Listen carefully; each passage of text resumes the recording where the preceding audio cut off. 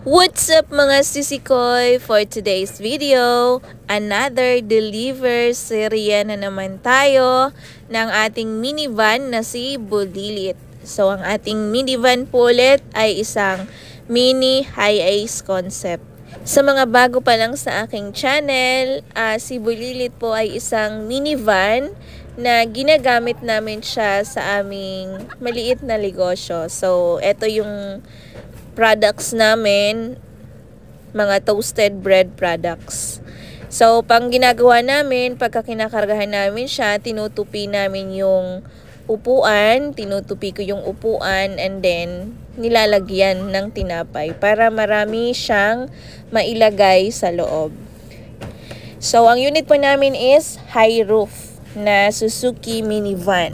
So, eto na guys, nagkakarga na po kami ng aming product.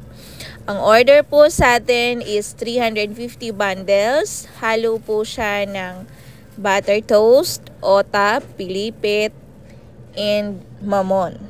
So, stay tuned mga sisikoy!